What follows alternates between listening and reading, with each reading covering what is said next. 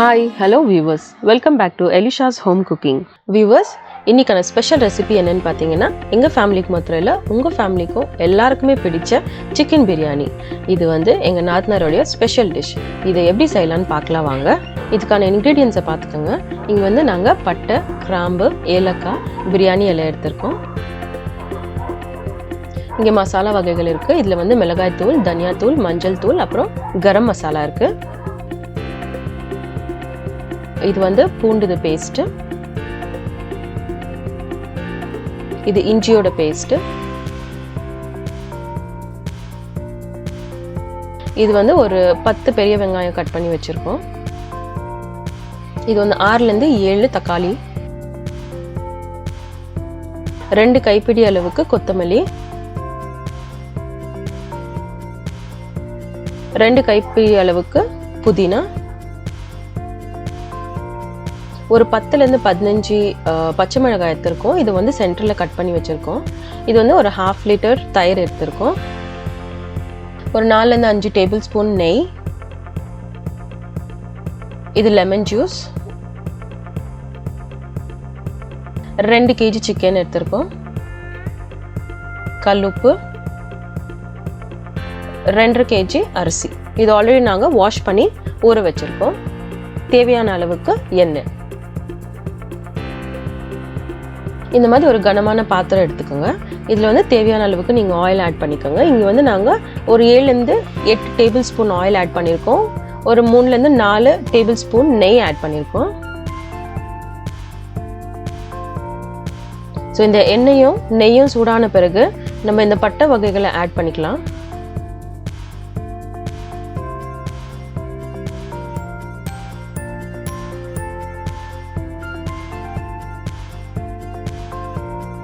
இது கொஞ்சம் ஃப்ரை ஆன உடனே நம்ம கட் பண்ணி வச்சிருக்க வெங்காயத்தை ஆட் பண்ணிக்கோங்க.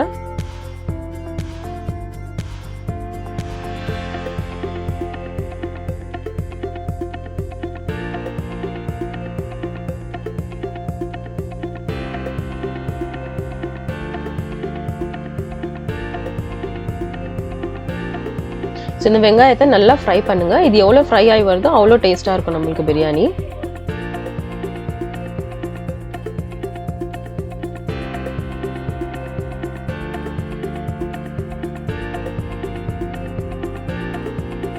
ஸோ இந்த வெங்காயம் பாதி வெந்த பிறகு நம்ம அங்கே சென்டரில் கட் பண்ணி வச்சிருக்கிற பச்சை மிளகாயை ஆட் பண்ணிக்கலாம். நல்லா ஃப்ரை பண்ணுங்க. வெங்காயம் ஒரு நல்ல கோல்டன் ப்ரௌனில் வரணும்.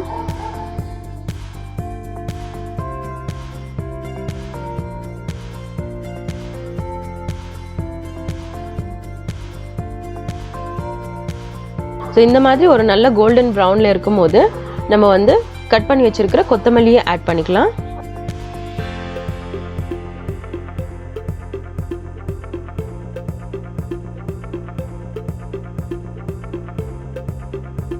புதினா ஆட் பண்றோம்.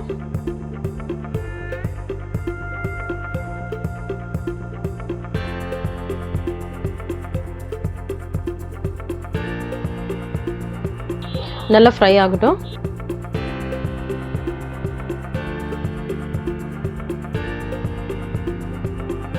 நெக்ஸ்ட் நம்ம எடுத்து வச்சிருக்கிற மசாலாஸ் ஆட் பண்ணிக்கலாம். ஸோ இதில் ஒரு 5 டேபிள் ஸ்பூன் மிளகாய் தூள் இருக்கும், 4 டேபிள் ஸ்பூன் தனியா, 1 டேபிள் ஸ்பூன் மஞ்சள் தூள், அப்புறம் 1லேருந்து 1.5 டேபிள் ஸ்பூன் கரம் மசாலா இருக்கு.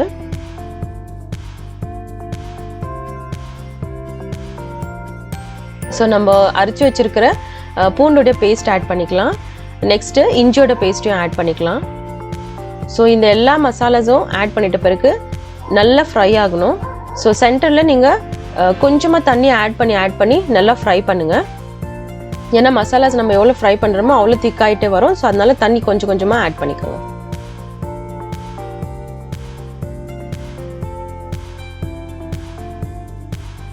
இப்போ நம்ம கட் பண்ணி வச்சிருக்கிற தக்காளி ஆட் பண்ணிக்கலாம்.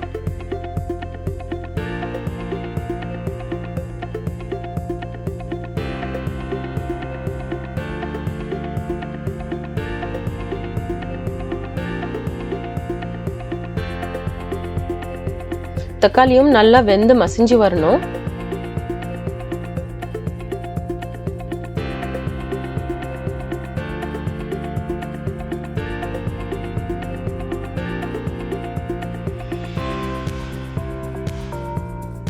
ஸோ மசாலாஸ் கொஞ்சம் திக்கானும் போது கொஞ்சமாக தண்ணி ஆட் பண்ணி நல்லா ஃப்ரை பண்ணுங்கள்.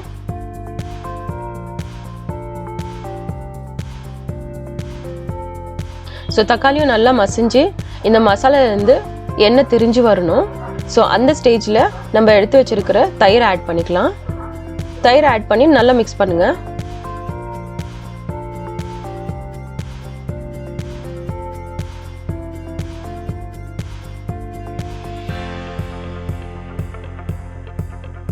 ஸோ இந்த மசாலாஸ் தான் நம்மளுக்கு பேஸ். இது எவ்வளோ அழகாக நம்ம ஃப்ரை பண்ணி எடுக்கிறோமோ அவ்வளோ டேஸ்டியாக வரும் பிரியாணி.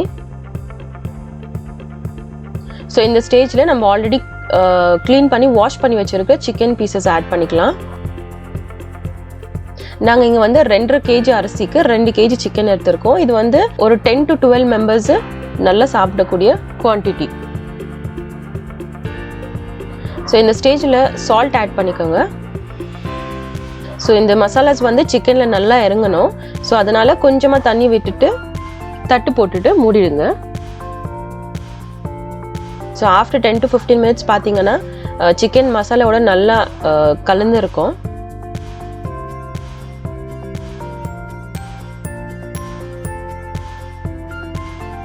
ஸோ இப்போ நம்மளுடைய இந்த மசாலாஸ் ரெடி ஆகிடுச்சு. இப்போ நம்ம அரிசியை வேக வைக்கலாம். ஸோ இந்த பாத்திரத்தை நம்ம ஓரத்தில் எடுத்து வச்சுட்டு இப்போ நம்மளுக்கு அரிசிக்கு தேவையான தண்ணி எடுத்து வச்சுக்கலாம். கனமான பாத்திரத்தில் தண்ணி ஆட் பண்ணியிருக்கோம் பாதி அளவுக்கு. கொஞ்சமாக கொத்தமல்லி புதினா ஆட் பண்ணிக்கோங்க. தேவையான அளவுக்கு சால்ட் ஆட் பண்ணிக்கோங்க.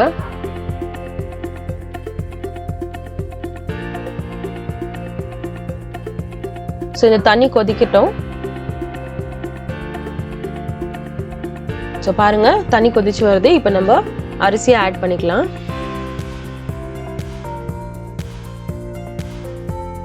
ஊற வச்சிருக்கிற அரிசியை ஆட் பண்ணுறோம். இது நாங்கள் பிரியாணி ரைஸில் பண்ணுறதுனால அது வந்து ஒரு 1/2 hour நாங்கள் ஊற வச்சு செஞ்சுருக்கோம். இதே நீங்கள் பாஸ்மதி ரைஸில் பண்ணுறதா இருந்தால் ஒரு 10 to 15 minutes நீங்கள் அதை ஊற வச்சா போதும். ஸோ இப்போ எங்களுடைய அரிசி வந்து ஆல்மோஸ்ட் 50% குக் ஆகிடுச்சு. ஸோ இதை எடுத்து வச்சுட்டு நம்மளுடைய சிக்கன் மசாலாவை இப்போ நாங்கள் அடுப்பில் எடுத்து வச்சுருக்கோம். நெக்ஸ்ட் ஸ்டேஜ் வந்து நாங்கள் இப்போது அரிசி ஆட் பண்ண போகிறோம். ஸோ இப்போ 50% பாயில் ஆகிக்கிற இந்த அரிசியை நம்ம ஸ்ட்ரெயின் பண்ணிக்கலாம். இந்த தண்ணியோட ஸ்ட்ரெயின் பண்ணிவிட்டு சிக்கன் மசாலாவோட ஆட் பண்ணிக்கலாம்.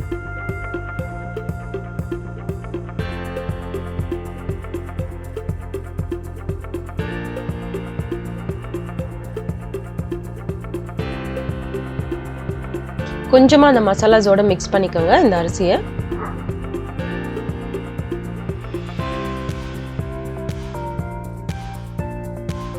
இதை நாங்கள் ஒரு மீடியம் ஃப்ளேமில் ஒரு 20 minutes வைக்க போகிறோம். கொஞ்சமாக கொத்தமல்லியும் புதினா தூவிக்கோங்க மேலே. ஸோ இது வந்து 20 minutes நம்ம மீடியம் ஃப்ளேம்லேயே வைக்கலாம்.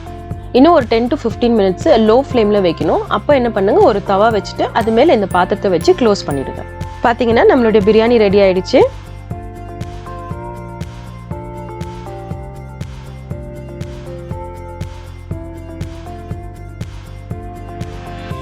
இங்கே வந்து நாங்கள் எந்த ஃபுட் கலருமே யூஸ் பண்ணல. நீங்களும் அதை யூஸ் பண்ணாமல் இதே மெத்தடில் நீங்கள் செஞ்சு பாருங்கள். அழகாக இதே போல் கலராக வரும் உங்களுக்கு.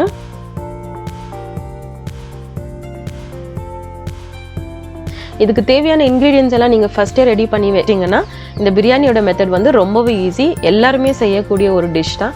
ஸோ நீங்களும் வீட்டில் செஞ்சு பாருங்கள். எப்படி வந்துன்னு எங்களுக்கு சொல்லுங்கள். இந்த வீடியோ உங்கள் எல்லாருக்குமே ரொம்ப பிடிச்சிருக்கும் நான் நம்புகிறேன். ப்ளீஸ் இந்த வீடியோக்கு லைக் பண்ணுங்கள், ஷேர் பண்ணுங்கள், கமெண்ட் பண்ணுங்கள். ஆல்மோஸ்ட் உங்களுடைய ஃப்ரெண்ட்ஸ் அண்ட் ஃபேமிலிக்கு ஷேர் பண்ணுங்கள்.